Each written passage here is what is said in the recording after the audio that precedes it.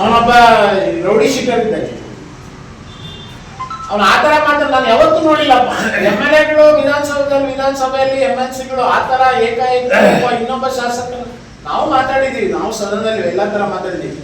ಅಂದ್ರೆ ಅಲ್ಲಿ ಒಂದು ಗೌರವ ಘನತೆ ಇರುತ್ತೆ, ಮಾತಾಡ್ಬೇಕು. ವೈಯಕ್ತಿಕ ಗಲಾಟೆ ನಿಮ್ ಕ್ಷೇತ್ರದಲ್ಲಿರುವಂತ ರಿಲೇಶನ್ಶಿಪ್ ಅಂತ ತಗೊಂಬಂದು ಸದನ ಮುಂದೆ ತೋರ್ಸಂತದಲ್ಲ. ನೀವು ರೋಡಲ್ಲಿ ನಿಂತ್ಕೊಂಡು ಕೂಗಾಡ್ದಂಗಲ್ಲ ಸದನದಲ್ಲಿ ಮಾತಾಡೋದು.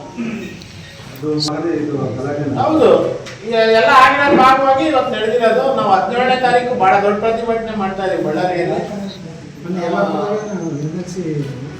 ಸತ್ಯನ ಮಾತಾಡಿದ್ರು. DK ಶಿವಕುಮಾರ್ ರಾಜ್ಯದ ಉಪಮುಖ್ಯಮಂತ್ರಿಯಾಗಿ ಅವ್ರು ಕಾಂಗ್ರೆಸ್ ಪಕ್ಷದ ಅಧ್ಯಕ್ಷರಾಗಿ ಸತ್ಯನ ಮಾತಾಡಿದ್ದಾರೆ. ಅವ್ರು ಒಪ್ಕೊಂಡಿದ್ದಾರೆ ನಮ್ಮ ಪಕ್ಷದ ಕಾರ್ಯಕರ್ತನ ತಪ್ಪಾಗಿದೆ, ನಮ್ಮ ಗೃಹ ಸಚಿವರು ಸೂಕ್ತವಾಗಿ ಇದಕ್ಕೆ ಇದನ್ನ ಮಾಡಿಲ್ಲ ಅನ್ನೋದು ಅದು ರಾಜ್ಯಕ್ಕೆ ಗೊತ್ತಿಲ್ಲ ಅಂತದ್ದು. ಒಬ್ಬ ಗೊತ್ತಿಲ್ಲ ಅನ್ನೋಂಥ ಮಂತ್ರಿ ಯಾರು ಇದ್ದಾರೆ ಅಂತಂದು ಈ ರಾಜ್ಯದಲ್ಲಿ ಗೃಹ ಸಚಿವರು ಅಂತೇಳಿ ನೀವು ಯಾರನ್ನು ಕೇಳೋದು ಕೂಡ ಹೇಳ್ತಾರೆ. ಪ್ರಧಾನಮಂತ್ರಿ ಆದ ನಂತರ 2014ರಿಂದ 2024 ತನಕ ಕೊಟ್ಟಂತ ಹಣ ಎಷ್ಟು ಅಂತಂದ್ರೆ 8.5 ಲಕ್ಷ ಕೋಟಿಯನ್ನು ಕೊಟ್ಟಿದೆ. 10% ಕೂಡ ಅಸೆಟ್ ಕ್ರಿಯೇಷನ್ ಮಾಡಕ್ಕಾಗಿಲ್ಲ.